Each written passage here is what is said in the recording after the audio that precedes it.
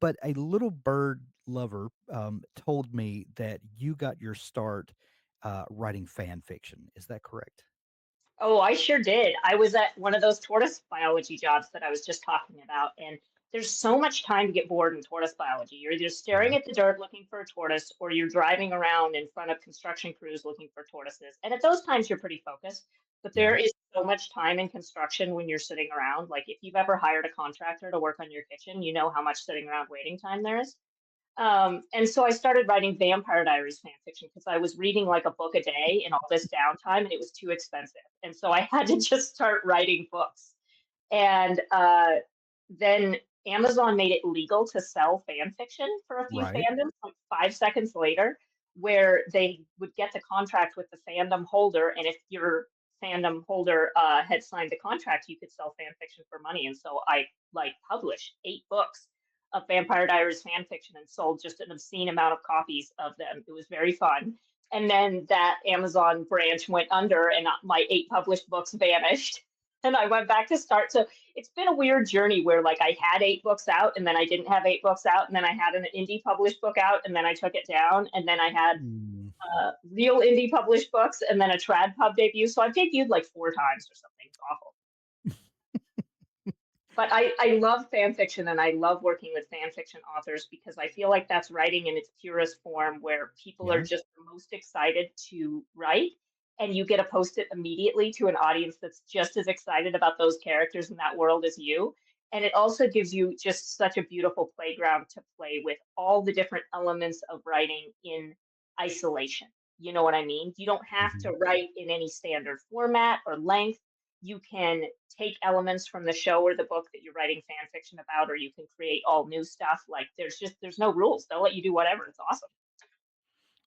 What are the biggest misconceptions about fanfic writing, or about the I don't know, subgenre is not really a right word. It's kind of this community of its own. And I think people, when people hear fan fiction, they immediately go to some preconceived notions that honestly they just derived on their own, because I think very few people take the time to kind of investigate what it is exactly. What do you think The people first two get wrong? preconceptions that I run into the most often are that it's bad and that it's all porn.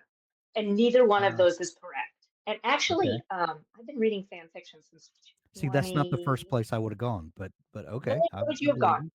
I I just think that um and this is not what I think now, but when I first heard of it, I knew someone who wrote fan fiction for this, like, Law and Order, and I just thought that's so weird. Like, why would you just not write a police procedural of your own? Like, I just didn't understand. And now Sometimes you're just inspired for that particular world. Like Vampire yeah. Diaries, I swear to God, that show is written as a fan fiction prompt because they would have these great plot setups and then they would squander Yeah. them every time. It's like they were trying to get me to fix them.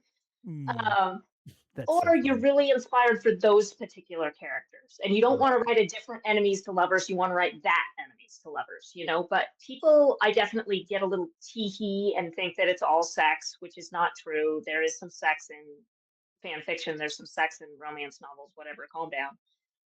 It's not all about that. And then the idea that all fan fiction is bad and like there's no gatekeepers. So there is bad stuff out there. There's good stuff out there. Like the one that I'm reading right now, I told my husband if literary novels did what they were supposed to do and Yeah. actually had a plot, but also had absolutely glorious writing and really subtle symbolism and stuff, the fan fiction I'm reading now would be at the top of the heap. Like she is better than any literary novel I've ever seen.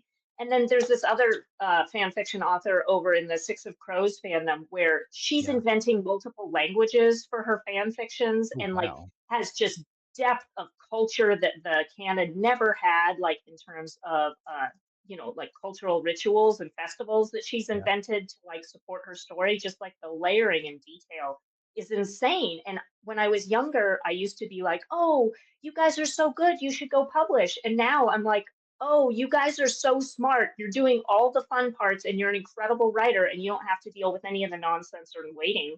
of publishing. You can just be happy and have a great audience. Like, I no wonder if notes.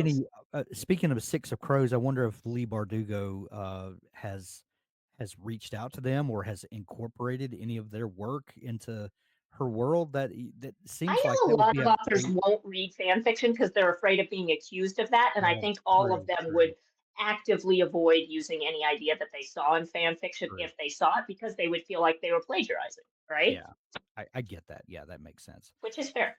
So you had a path from writing fan fiction into writing uh, your own fiction, shall we say, because you had this Amazon path where you could publish those.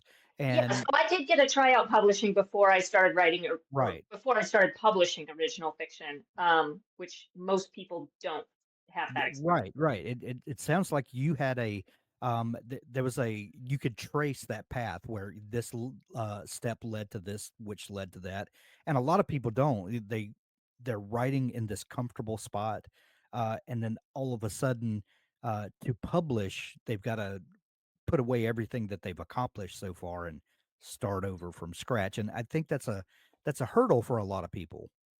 They do, but then there's also the kind of gray area where you kind of file off the serial numbers and post your Right. fan fiction as original fiction. And especially if you're writing AU fan fiction, alternate universe. So for Hmm. instance, if I was writing Walking Dead fan fiction, but I took out all Yeah. the zombies, it would automatically be different enough that you'd True. be most of the way there. Or if you're writing, let's say, an enemies to lovers like Veronica Mars, and then you just take similar characters and an enemies to lovers, and maybe now they're not a detective and a rich boy, maybe now they're a cop and a movie star. Yeah. um, but you do something similar enough that you can enjoy the same thing that brought you to that fan fiction, but original enough that you can make it your own thing, and not be constrained with the plots or what's going on in the show. You know what I mean? Yeah. Make up your own plot and your own. And like I said, in the fan fiction world, people are as creative as they want to be. I think that's another misconception, is that it's derivative, but you can Yeah. borrow as little or as much as you want, from Yeah. the show when you're writing fanfic.